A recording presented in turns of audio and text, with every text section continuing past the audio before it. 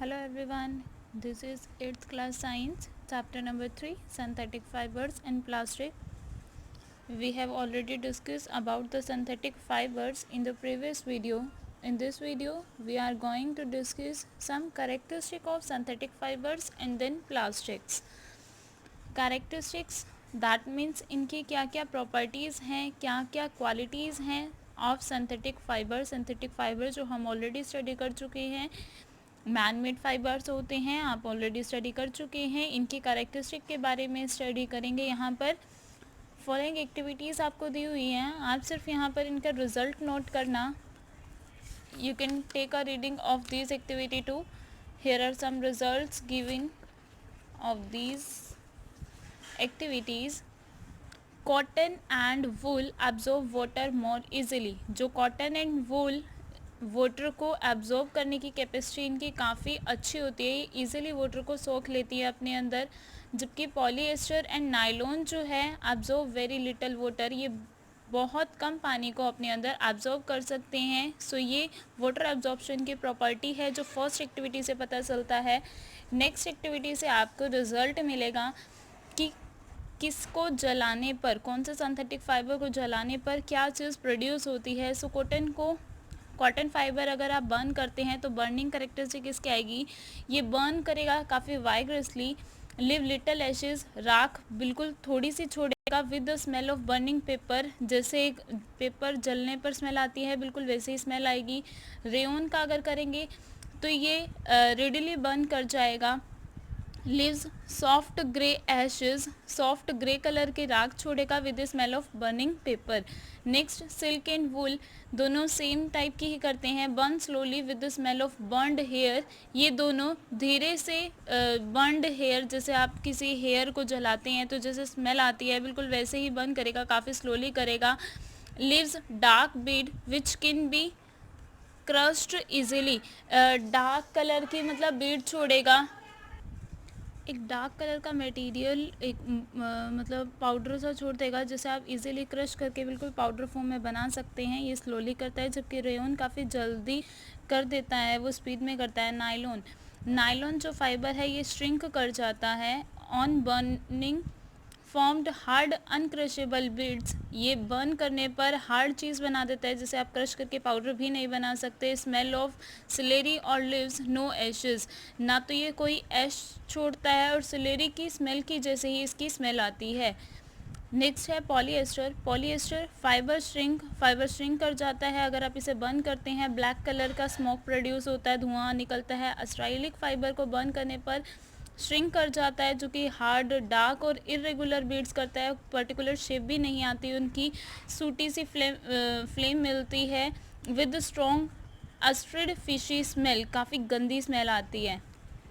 सो ये कैरेक्टरिस्टिक थी. नेक्स्ट है to study the structure of different fibre, इनके स्ट्रक्चर्स के बारे में है. जैसे cotton and wool are rough, cotton और वूल जो होते हैं ये काफ़ी रफ होते हैं, खुरदुरे होते हैं. Because of uneven folded and porous structure, क्योंकि इनकी अनइवन स्ट्रक्चर है, मतलब प्लेन नहीं है ये. अनइवन, अलग कहीं से उठा हुआ है कहीं से नीचे है. फोल्डेड है और पोरस होता है, मतलब जिनमें होल्स होते हैं, जिनमें छेद होते हैं. नायलॉन सिल्क पॉलीएस्टर काफ़ी स्मूथ होते हैं, बिकॉज क्योंकि ये काफ़ी लंबे होते हैं, इवन होते हैं, हर जगह से बिल्कुल सेम स्ट्रक्चर है, स्ट्रेट होते हैं और फाइन होते हैं, काफ़ी पतले होते हैं, अच्छे होते हैं. नेक्स्ट जो है वो टेंसाइल स्ट्रेंथ के बारे में है. टेंसाइल स्ट्रेंथ है कि अगर आप इनके ऊपर कितना फोर्स लगा देते हैं, जैसे ये वापस अपने शेप को गेन करते हैं या नहीं करते. सो ये आप खुद से करके देख लेंगे टेंसाइल स्ट्रेंथ कि कौन कैसा बिहेवियर करता है cotton, wool, silk and nylon का. On the basis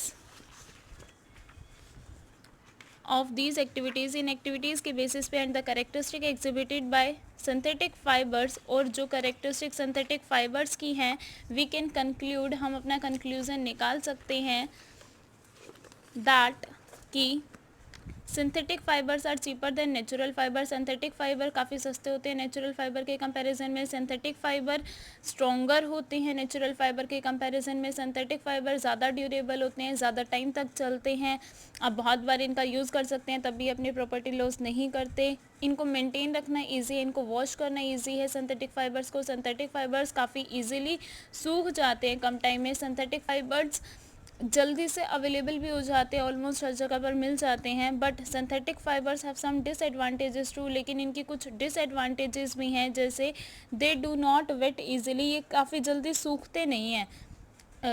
ये जल्दी सूख जाते हैं, जल्दी गीले नहीं होते, ये जल्दी गीले नहीं होते।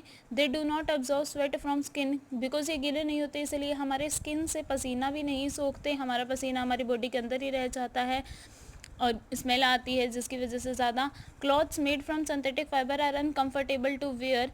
इस सिंथेटिक फाइबर के कपड़े हम अनकम्फर्टेबली डालते हैं, इतने कंफर्टेबल नहीं हो पाते। They do not allow the skin to breathe, क्योंकि ये क्या है, कवरिंग का काम करने लग जाता है, ना ही पसीना सोख के बाहर निकालता, तो ये क्या है, हमारी स्किन को सांस नहीं लेने देता, जिसकी वजह से हेल्थ प्रॉब्लम्स हो जाती हैं। They are prone to heat damage. Prone का मीन होता है ईगर, यानी उत्सुक होते हैं ये हीट डैमेज करने के लिए। एंड मेल्ट ईजिली, हीट की वजह से ये काफ़ी डैमेज हो जाते हैं और जल्दी से पिघल भी जाते हैं। They can catch fire easily, ये जल्दी से आग को भी पकड़ लेते हैं। And cause fatal burn injury, काफ़ी घातक इंजरी होती है इससे जलने पर। Next topic of this chapter is plastics. Plastics, we are probable passing through the plastic age. हम आज की जो एज है वो प्लास्टिक का युग है, क्योंकि ऑलमोस्ट हम मटेरियल्स जो यूज़ करते हैं वो प्लास्टिक के, हमारे सराउंडिंग बहुत सारे मटेरियल है, तो ये एक युग हो गया, प्लास्टिक एज है ये। ऑलमोस्ट एवरीथिंग अराउंड अस, ज़्यादातर चीज़ें जो हमारे आसपास है इज़ मेड ऑफ प्लास्टिक, ये प्लास्टिक की बनी होती है। Plastic is a synthetic material. Plastic man made है, सिंथेटिक मटेरियल है, विच कैन बी इजीली मोल्डेड, जिसे ढाला जा सकता है easily into any desired shape, अपनी मर्जी की शेप में ऑन हीटिंग गर्म करने पर। प्लास्टिक्स आर एक्चुअली सिंथेटिक और मैन मेड पॉलीमर्स, ये मैन मेड पॉलीमर्स होते हैं लाइक सिंथेटिक फाइबर, जैसे कि सिंथेटिक फाइबर्स होते हैं। These are polymers of long carbon chain, ये काफ़ी लंबी कार्बन चेन के पॉलीमर्स होते हैं। अरेंज्ड आइदर लीनियरली, यानी या तो सीधी लाइन में इन्हें अरेंज किया जाता है कार्बन कार्बन कार्बन, या फिर क्रॉस लिंक्ड, इस टाइप से लिंकिंग करके बनाया जाता है। Plastics can be moulded in all type of possible shape, plastic को ढाला जा सकता है हर टाइप की शेप में। दे कैन बी रिसाइकिल, इनकी रिसाइकलिंग प्रोसेस भी की जा सकती है, कलर भी किया जा सकता है, रीयूज जो दोबारा यूज़ भी कर सकते हैं, मोल्ड दोबारा ढाल भी सकते हैं दूसरी चीज़ में। ड्रॉन इनटू वायर्स, इनकी वायर्स भी बना सकते हैं। 10 प्लास्टिक्स आर यूज, इसलिए प्लास्टिक का यूज़ किया जाता है इन मेकिंग टॉयज़, टॉयज़ बनाने में, suitcase, bag, cabinet, brush, chair, tablet, tables and many other countless items, और अनगिनत चीज़ें बनाने के लिए, इन्फिनाइट चीज़ें। Polythene is one of the most popular type of plastic, plastic की सबसे पॉपुलर चीज़ जो हम यूज़ करते हैं वो है polythene, which is use in manufacture of carry bags, जो कि किस लिए यूज़ किया जाता है, ज़्यादातर as a carry bags use किया जाता है सामान डालने के लिए। सम कॉमन प्लास्टिक्स आर, कुछ कॉमन प्लास्टिक के नेम है Bakelite, nylon, terylene, polythene, polyvinyl chloride, ये वायर के ऊपर लगी होती है, पॉलीथीन, टेरापेथेलेट, ये इनकी शॉर्ट फॉर्म्स हैं। Plastics are of two type Vij, plastic to type के होते हैं मेनली, थर्मोप्लास्टिक और थर्मोसेटिंग प्लास्टिक। थर्मोप्लास्टिक्स क्या होते हैं, अ plastic which can be easily bend, जिसको इजीली हम बेंड कर सकते हैं, मोड़ सकते हैं। सॉफ्टेंड ऑन हीटिंग, गर्म करने पर इसे सॉफ्ट बनाया जा सकता है। एंड मोल्डेड, इसे ढाला जा सकता है रिपीटेडली, बार बार, इन द डिज़ायर्ड शेप, अपनी मर्जी की शेप में इसे बार बार गर्म करके ढाला जा सकता है दूसरी शेप में, इस कॉल्ड ए थर्मोप्लास्टिक, उसे थर्मोप्लास्टिक कहते हैं। जैसे पॉलीविनाइल क्लोराइड, पीवीसी, जो कि वायर के ऊपर कवरिंग प्लास्टिक की लगाई जाती है, polystyrene, nylon, polythene etcetera are some common thermoplastic, ये थर्मोप्लास्टिक के एग्जाम्पल हैं। नेक्स्ट है thermoplastics are good for making toys, ये टॉयज़ बनाने के लिए काफ़ी अच्छे होते हैं, बोतल बनाने के लिए, कॉम, कंघी बनाने के लिए, कंटेनर, पाइप एक्सेट्रा, ये सब बनाने के लिए काफ़ी अच्छे होते हैं।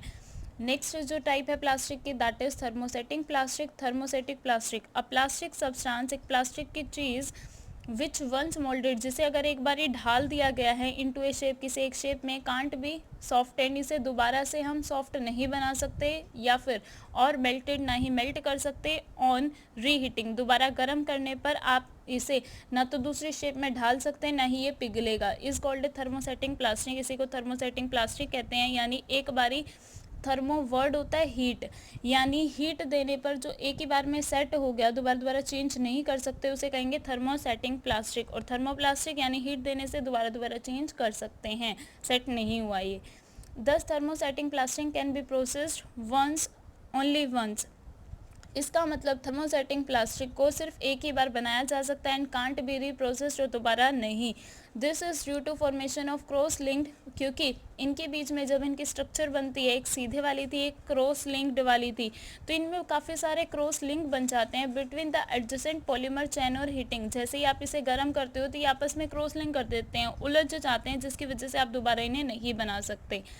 Thermosetting plastic are use to make hardboard, ये हार्डबोर्ड बनाने के काम आता है, इलेक्ट्रिक स्विच बनाने के, handles of electrical appliances, electrical appliances के हैंडल बनाने के लिए, किचन यूटेंसिल्स में किचन के बर्तन बनाने के लिए, फ्लोर टाइल्स, फर्श की टाइलें बनाने के लिए यूज़ किया जाता है।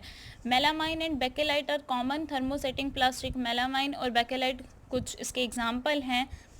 Melamine is a poor conductor of heat, इससे हीट अच्छे से पास नहीं होती, इसीलिए आप इसको एक अच्छे बर्तन के रूप में नहीं ले सकते। एंड रेजिस्ट फायर, और ये फायर से भी दूर ही रहता है, रेजिस्ट करता है मतलब उसे अपोज करता है। और बैड कंडक्टर है, इसके अंदर से हीट एक जगह से दूसरी जगह पास नहीं होती। दस it is use in making floor tiles, इसलिए इसे आप क्या करते हैं, फ्लोर टाइल बनाने के काम में लेते हैं, किचन मटेरियल बनाने के काम में लेते हैं। Bakelite is a poor conductor of electricity, ये भी पुअर कंडक्टर है इलेक्ट्रिसिटी का और हीट का। Thus it is use to make, इसलिए इसको इलेक्ट्रिकल स्विच, हैंडल और वेरियस यूटेंसिल्स, बर्तन बनाने के काम में लिया जाता है। बिकॉज अगर हीट का ये बैड कंडक्टर होगा तो ये क्या होगा, पिघलेगा नहीं। Differences between thermosetting plastic and thermoplastics, thermosetting plastic और थर्मोप्लास्टिक के बीच में डिफरेंसेस क्या हैं। Thermosetting plastics and thermoplastics differ from each other, आपस में एक दूसरे से अलग हैं इन मैनी वेज, अलग इन तरीक़ों से, बहुत सारे तरीक़ों से। Differences between thermoplastic and thermosetting plastic is, thermosetting plastic, the thermosetting plastics are the polymers, ये ऐसे पॉलीमर्स हैं जिसमें चैन हाईली क्रॉस लिंक्ड हो जाती है हीट करने पर, जबकि थर्मोप्लास्टिक्स लॉन्ग चैन पॉलीमर्स है विद नो क्रॉस लिंकिंग, कोई क्रॉस लिंकिंग नहीं है। Heat also does not produce any cross linking, अगर आप इसे गर्म भी कर देते हैं तब भी क्रॉस लिंकिंग प्रोड्यूस नहीं होती चैन्स के बीच, इसलिए दोबारा दोबारा ढाल सकते हैं। वंस मोल्डेड, अगर एक बार ढाल दिया गया है किसी चीज़ में, thermosetting plastic can't be reprocess, तो इसे दोबारा नहीं बनाया जा सकता। Example Bakelite and melamine. जबकि थर्मोप्लास्टिक कैन भी प्रोसेस रिपीटेडली, बार बार कर सकते हैं अब। Example polythene, PVC, polystyrene, nylon, polyesters. Plastics as made of choice, ये हमारी चॉइस के मटेरियल हैं। आप किसी टाइम पर कोई प्लास्टिक यूज़ करते हैं, नेक्स्ट टाइम कोई और, तो ये किस बेसिस पे है। Plastics have become very popular, ये आजकल काफ़ी पॉपुलर हो गए हैं due to their peculiar features, because इनके पास काफ़ी अच्छे फीचर्स हैं, काफ़ी अच्छे हैं ये स्पेशल फीचर्स है। लाइक लाइट वेट, काफ़ी हल्का वेट होता है इनका, गुड स्ट्रेंथ है, काफ़ी अच्छे से इसकी स्ट्रेंथ होते हैं, मतलब स्ट्रॉन्ग है ये। लो प्राइस है, सस्ते हैं, इजी अवेलेबल भी हो जाते हैं, ड्यूरेबल भी है, काफ़ी टाइम तक चल भी जाते हैं। लेट अस डिस्कस, जो इनके बारे में डिस्कस करते हैं, about some of their characteristic, इनके क्या क्या कैरेक्टरिस्टिक है, क्या क्या क्वालिटीज़ है that make them a versatile material, जो इनको सबसे स्पेशल मटेरियल बनाता है। First, poor conductors. Poor conductors होते हैं ये, इलेक्ट्रिसिटी इसमें से कंडक्ट नहीं होते, जिसकी वजह से करंट नहीं जाता। प्लास्टिक पकड़े हुए से अगर इलेक्ट्रिसिटी कहीं पे भी जा रही है तो हमें करंट नहीं लगता प्लास्टिक पकड़े हुए। Plastic is a poor conductor of heat and electricity, ना तो हीट पास होने देता है ये, ना ही electricity. This make it suitable to make the covering of electric wire, इसी वजह से हम इसको इलेक्ट्रिक वायर्स में यूज़ करते हैं, बाहर लगाया जाता है plastic. Handle of electrical appliances, कोई भी इलेक्ट्रिकल चीज़ होती है, गैजेट्स होते हैं, तो उसके हैंडल बनाने के काम आ जाता है। हैंडल्स ऑफ यूटेंसिल्स, बर्तनों के हैंडल बनाने के काम आता है। Kitchenware, floor tiles etcetera.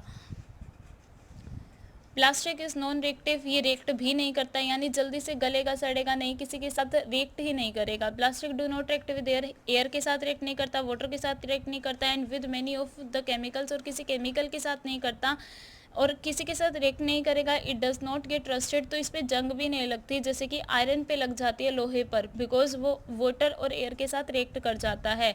This character make plastic suitable for making container, इसी फीचर की वजह से, इसी करेक्टर की वजह से प्लास्टिक काफ़ी अच्छा माना जाता है बर्तन बनाने के लिए, कंटेनर बनाने के लिए, वाटर टैंक बनाने के लिए, वाटर बोतल बनाने के लिए, प्लास्टिक पाइप बनाने के लिए, tap, chair, table and many other type of articles, और भी अलग अलग चीज़ें बनाने के लिए काम में लेते हैं हम। प्लास्टिक इज़ लाइट, प्लास्टिक का वेट जो है वो काफ़ी हल्का होता है, स्ट्रॉन्ग होता है ये, और ड्यूरेबल भी है, काफ़ी टाइम तक चलता भी है।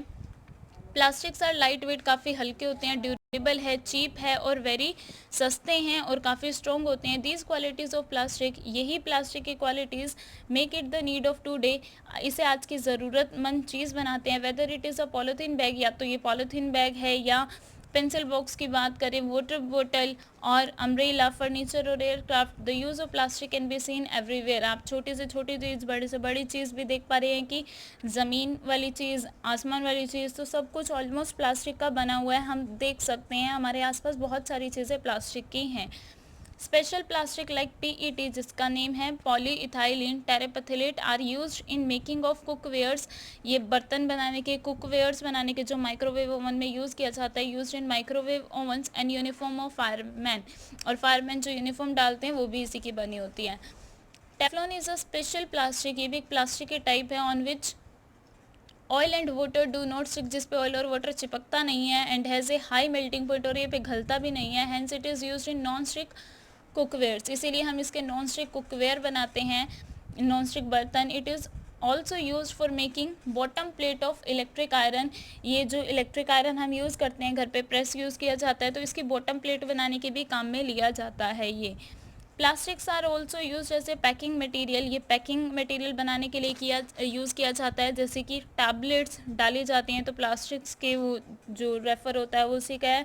साइरिंजेस यानी कि निडल, सुई, थ्रेड बनाने के लिए, यूज फॉर स्टिचिंग वाउंड, चोट लगने पर उसे स्टिचिंग करने के लिए काम आता है, डॉक्टर के ग्लव्स बनाने के काम आता है। The interior part of a car, car के अंदर के part like the dashboard and the some other part of helicopters and aeroplanes are made of plastic, ये सब प्लास्टिक के बने होते हैं।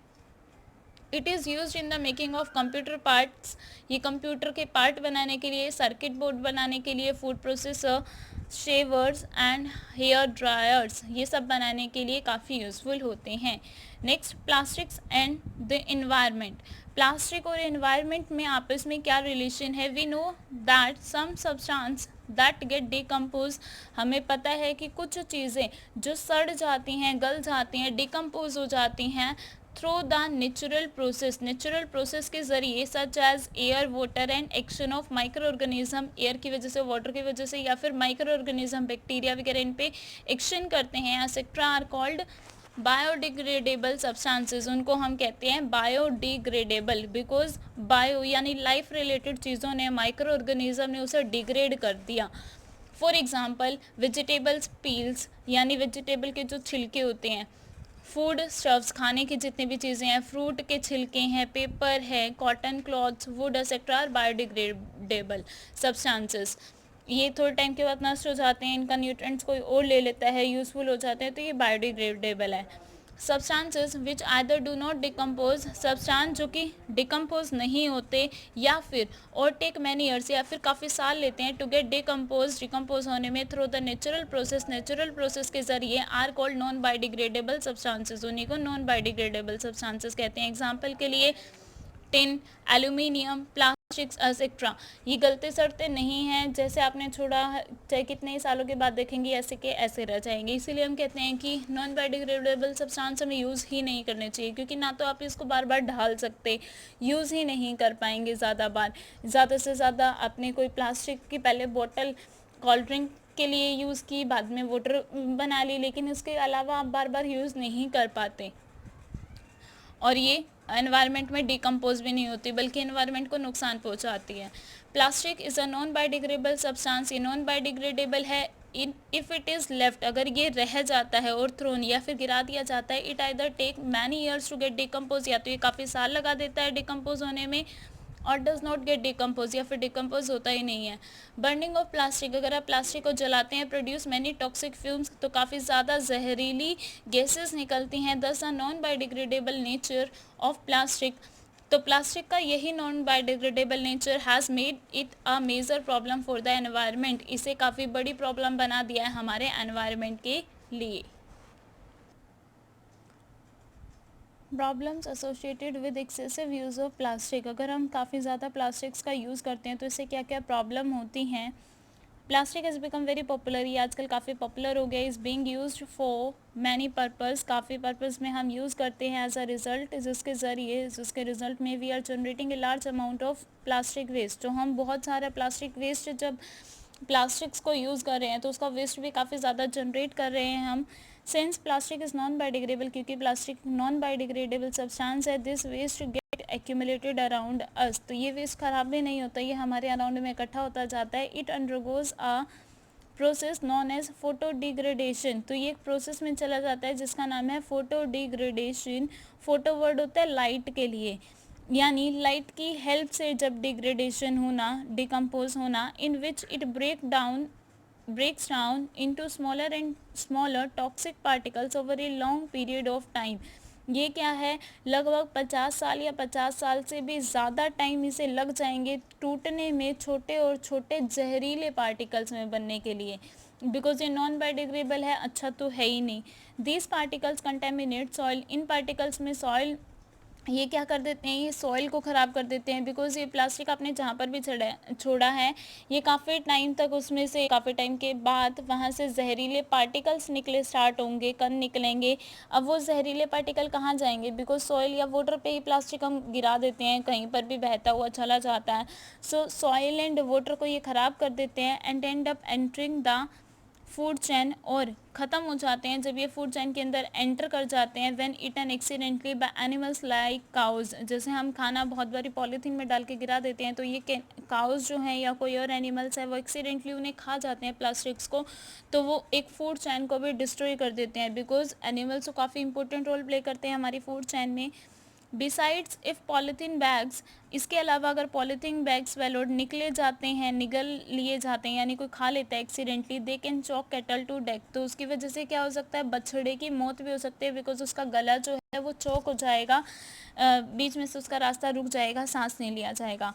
Hundreds and thousand of whales, so हज़ारों, इतने whales, dolphins, sea turtles, other marine mammals die every year, हर साल मरते हैं, after consuming discarded polythene bags, जब वो पॉलीथीन खा जाते हैं, मिस्टेकिंग देम फॉर फूड, खाने के रूप में, खाने के साथ वो निकल जाते हैं। केयरलेसली थ्रोन पॉलीथीन बैग्स, अगर हम बिना ध्यान दिए पॉलीथीन बैग्स को गिरा देते हैं, are also responsible for the clogging of drainage, इसकी वजह से क्या है, ड्रेनेज सिस्टम भी ख़राब हो जाता है सिटीज़ और टाउन्स का, यानी नालियों का जो सिस्टम है, बिकॉज वो रास्ता रोक देते हैं पानी का।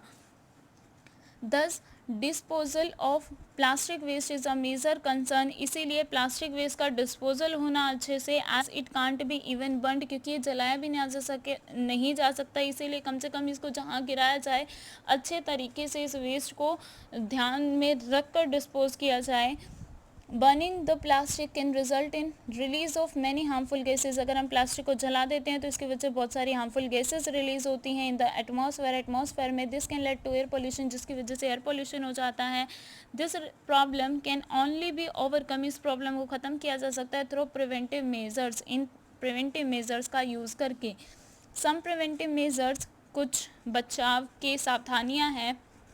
For dealing with the problems associated with plastic waste, deal करने के लिए इन प्रॉब्लम से जो प्लास्टिक वेस्ट की वजह से हैं, we should limit the use of plastic, हमें प्लास्टिक का कम से कम यूज़ करना चाहिए, लिमिटेड अमाउंट में करना चाहिए। फॉर दिस, इसके लिए we should follow the following 4RS rule, तो 4RS रूल्स को हमें फॉलो करना चाहिए। एक्चुअल में 5 हो चुके हैं अब तक, लेकिन आपकी बुक में भी 4 दिया हुआ है। इसके अलावा रिफ्यूज़, फर्स्ट आर का मीन है refuse, second reduce, reuse, recycle, and next आता है रिकवर करना। अभी आप 4 ही स्टडी कीजिए। Refuse to buy new items, नई चीज़ें खरीदने के लिए आपको रिफ्यूज़ करना चाहिए, मना करना चाहिए. Say no to single use and disposable plastic such as bags, bottle, straws. आपको सिर्फ ऐसी प्लास्टिक नहीं लेनी चाहिए जिसको आप सिर्फ एक ही बार यूज़ कर सकते हैं, जैसे स्ट्रो है, बोतल है, बैग है. हम क्या करते हैं, एक ही बार यूज़ करते हैं, वापस दूसरी चीज़ में यूज़ नहीं कर सकते. तो आपको ऐसी चीज़ को रिफ्यूज़ कर देना चाहिए, नई चीज़ लेनी ही नहीं चाहिए. रिड्यूस यानी कम कर देना. Reduce your plastic footprint entirely by avoiding plastic. Plastic का कम से कम यूज़ करना चाहिए, उसे अवॉइड करना चाहिए, जहाँ हो सके उसे अवॉइड कर दो. Choosing product with the list packaging, ऐसी चीज़ें लेना जिसमें आपको कम से कम पैकेज की ज़रूरत हो, यानी प्लास्टिक की नीड ना पड़े पैकिंग के लिए. अमाउंट ऑफ डिस्पोजेबल पार्ट, या फिर जो डिस्पोजेबल पार्ट है, looking for product and packing material made from the biodegradable resources, या फिर आपको ऐसी चीज़ लेनी चाहिए जो कि बायोडिग्रेडेबल है, जो इजीली डिकम्पोज हो जाता है. रीयूज़ यानी दोबारा से यूज़ करना. रीयूज़ कंटेनर, जैसे कोई बर्तन है प्लास्टिक का, तो उसे आप पहले कुछ और सामान रख रहे थे, अब दूसरे सामान रखने के लिए यूज़ कर ले, तो रीयूज़ करना चाहिए. गुड मेड ऑफ प्लास्टिक्स, या फिर और सामान जो प्लास्टिक्स के हैं. Do not throw away the soft drinks cans, जैसे सॉफ्ट ड्रिंक के जो कैन आते हैं, बोतल है, उनको नहीं गिराना चाहिए. Reuse them as pencil stand, उसे पेंसिल स्टैंड बना के यूज़ कर लो, या फिर पानी स्टोर करने के लिए रख लो. और for some other creative uses, या फिर अलग अलग अच्छी क्रिएटिव यूजेस के लिए इसे यूज़ करना चाहिए. Last one is recycle. Recycle that means आपको क्या करना है, उसे दोबारा नया बना देना है.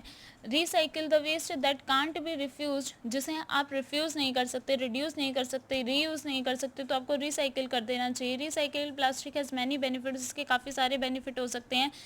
Recycle plastic is use to make, दोबारा उसे क्या बना सकते हैं, नई बोतल बना सकते हैं, कंटेनर, प्लास्टिक लंबर बना सकते हैं, टी शर्ट बना सकते हैं, sweaters and so other many articles according to its composition type. उसकी कंपोजिशन की, वो किस चीज़ से मिलके बना था प्लास्टिक, तो उसके अकॉर्डिंग आप उससे दूसरी चीज़ें बना सकते हैं.